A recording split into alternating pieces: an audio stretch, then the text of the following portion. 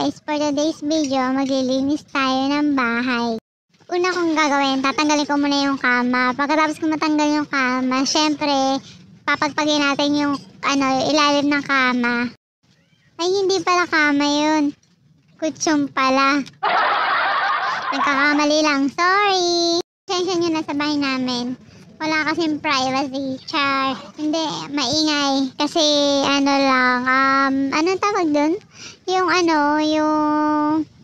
plywood lang yung dingding namin, kaya maingay.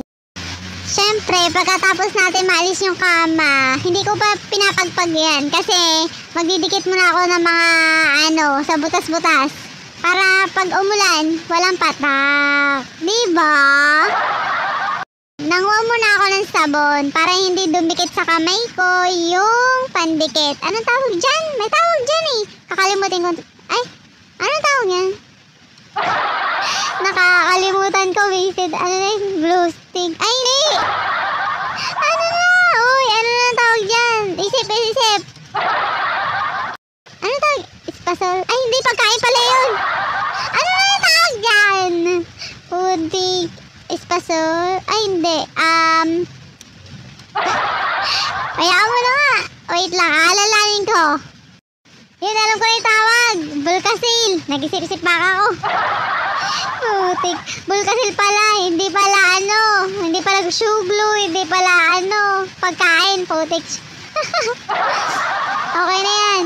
Ayan, dinikitan ko na yung mga tumutulong butas. Kasi pag natutulog ako, napapatakan yung higaan ko. Pasensya na, umuulan kasi kaya ganito yung yung tunog. Wala naman kaming magandang kwarto, kaya ganito yung tunog. Ano ba? Bulol-bulol na naman ako. Yan. Siyempre, binilisan ko na para yung video, hindi gano'ng mahaba. Ano ba? O sige, tingin pa sa taas. Yan, dandan, baka mahulog ka sa iba. Charot! Baka makita to ng jowa ko. Patay ako, putik. Ay na po, ang tagal mo magdikit. Tutulungan kita kung gusto mo. Ay, hindi pala, ako pala yan. Charot lang. Natatawa ako sa mga pinagsasabi ko. Uy, ang tagal na mo. Ilang oras ka na dyan? Ang tagal mo talaga. Gusto mo tulungan kita? Uy, joke lang yan Baka sabihin nyo, napabaliw ako. Ako yung nag-video eh. O sige, sabon pa more para hindi dumikit. Yan, dandan lang. Baka nabubulol na naman. Yan, uy, nakikita yung tiyan mo. Huwag mo ipakita. Payat na nga eh. Oh, nakikita na naman. Bumaba ka na dyan. Hindi ka pa ba tapos? Ay, ang tagal mo. Charot. Ayan na. Pagkatapos, sa kabilang side naman, hinanap ko yung butas. Ayan, tangila. Ano? Tangala? Tingala. Naluluka na ako. I-edit ko pala. Pangit. Pero di kaya mag-edit. Tatawa-tawa ka lang. Charot. Ayan. Aakyat na ako dyan. Ayan, diba? More power. Nauntog pa ako. Ayan, sige, pahid lang. Pagpasensya nyo na iputol na kahoy. Kasi katutulo ng mga ano tawag ng ulan. Siyempre may butas katutulo. Ano tawag doon? Ayan, naglo-loading ka na naman. Ano ba? Lagi ka na naglo-loading. Naupo na ako kasi nangangawit na ako eh. Nakaganon lang ako. Tapos nakangawit, nauntog pa ako.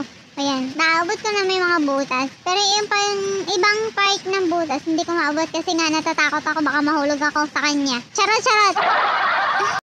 Yung kamay ko, tingnan mo. Matatanggal yan kasi may sabon. Yan, sabon yan. Yan, tingnan mo. Nag-transform, nawala bigla. Walang dikit. Kaya ganun kayahin nyo. Nabubulol na naman. After 100 days, yan, pinagpag ko na yung kama. Tinanggal ko na yung alikabok. Malinis sa may ilalim yan kasi kalilinis ko lang. Tinanggal ko na yung alikabok kasi magpapalit ako ng bedsheet. Kapapalit ko lang, papalit na naman. Kasi yung kapatid ko kadumi ng paa, hindi marunong maglinis, nakakabwisit minsan. Tapos yan, kabigat ng kama. Ayusin ko na yan. Malaki yung kama, nagpalit kasi kami ni mama. Yan, tinanggal ko na. Pagkatapos ko tanggalin, lalagay ko na sa may labahan. Bisme. Ang tagal mo, sis. Uy, nasa ka na? Tumatakbong oras. At ayan, naghahanap pala si Sisi ng bedsheet. At ayan, kinalkol niya ng kinulkol. Kinulkol ba? Kinalkal. Basta kinalkal. Hanggang sa mahanap niya na. Putik na yan. Ano ba? Nabubulol na naman. Hinanap niya yung bedsheet niya na Doraemon. Pagkatapos hinanap na bedsheet na Doraemon, lasing na ba ako? Hindi pa ada. Lang, hindi ako umiinom. Bawal yun. Promise niya ako umiinom. Yan. Hinanap niya yung bedsheet. Hindi niya mahanap. Kaya dinala niya yung camera niya para mag-video. Ganon. Sabi ng mga magulang ko, nababaliw na ako. Hindi nila alam. Nagre-record ako. Pumasok lang kayo sa kwarto. Nagre-record lang ako, ma, pa. Baka sabihin nyo, nababaliw ni anak nyo. At yan na nga, hinanap ko na yung yung Doraemon kong bedsheet. Yan. Kinalkal ko na kinalkal. Nabubulol na naman. Kinalkal ko na para nakita ko na. At ayan, nakita ko na nga ang Doraemon kong bedsheet. Inggit kayo. May Doraemon ako. Charot-charot lang. Nabit ko na yung bedsheet. Yan. Nag-timeslap na ako para mabilis. Nababagalan kasi ako eh. Tapos yan, kinabit ko na yung kaliwa kanan, dulo, tsaka sa kabilang dulo. Kinabit ko na yung bedsheet. Yan. Maganda siya. Ngayon ko lang, ay, tatlong beses ko palang nagagamit ko kasi iniingatan ko. Alam mo na, may sentimental value. Ano ba? Nabubulol ka na naman. Ayoko na. Bulol ka na talaga. Ano ka ba, Sisi? Ayusin mo. Yan. Pagpag mo ng pagpag. Para maganda. Tapos, mag-aano ako ng awang kasi lumalabas siya. Kaya ayan. O, diba? Pak! Ang ganda! Pero maitim ang may kutsyon. Hindi, ganun talaga. Hindi mawawala yan. Alam niyo yan. At ayan, malapit nang matapos. Inaayos-ayos ko lang. Okay, time's up. O, diba? Galing ni Sisi. Okay, pagkatapos ko maghalongkot ng mga bedsheet, ito na ang kinalabasan ng aking paghahalongkot. Hay nako, may tupiin na naman. At yan, tinanggal ko muna yung Hoy, wala akong sasaksakin ha. Akala nyo may sasaksakin ako. Ko lang yung mga anay kasi, tingnan nyo, ang daming anay. Baka naman may mag-sponsor ng dyan, ang Platera. Platera ba yun? Ay, hindi! Cabinet! Hay nako. Ano ba, Michelle? Mali-mali ka na naman. Yan, tinatanggal ko yung mga yung mga yan, nawala na sa isip mo. Kasasabi mo lang. Anay! Yun, anay. Yan, tinanggal ko yung mga anay. Pagkatapos ko may tanggal yung anay dyan, kukut-kutin ko muna ng malamig. Hay, kumukulog na naman. Kapasensya nyo na yung video ko. Kasi kumukulog na naman. Wala kang choice. Gusto mo makinig? Makinig ka.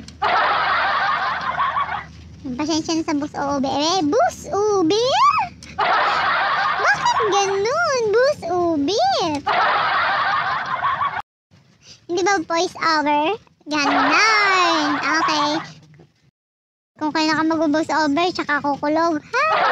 Lord naman. Mamaya na. Pagkatapos ko mag-voice over. Para maganda.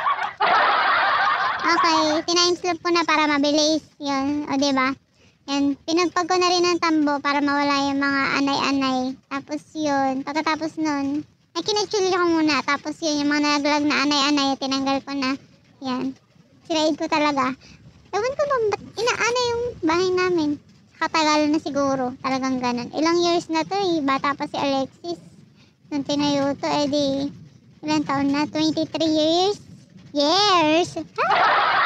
23 years. O, diba, Pak? Yan, 23 years na tong bahay. At pagkatapos, ko pa ba? Wag na. I-edit ko pa, kahirap. Yan, inayos ko na yung mga natiklop para hindi na ako mahirapan kung guguluhin ko pa. May kulog sa taas ng bubong. Charot. May labahin pa pala ako sa loob. Ay, sa labas pala. Ano ba yan? Sige, tatapusin ko na muna to. Kakalahatiin ko lang para may part 2. Charot. Yan. Okay, mga sisi. Tinlanslap ko na para mabilis. Kasi yung hindi ko ita-timeslap, mabagal. Ayan. Tinupi ko lang. Inayos ko lang yung mga hindi nagulo. Ay, yung mga nagulo pala. Ano ba yan? Yung mga nagulo. Yun. Pagkatapos, yung mga okay, yun binalik ko. Katulad yan. Yan. Nakatapusan yan. Yan. Panoorin nyo muna mga sisi. Ang tunay. Lodi ko yan eh. Si sisi kong tunay. Shoutout sa'yo. Sana nanonood ka.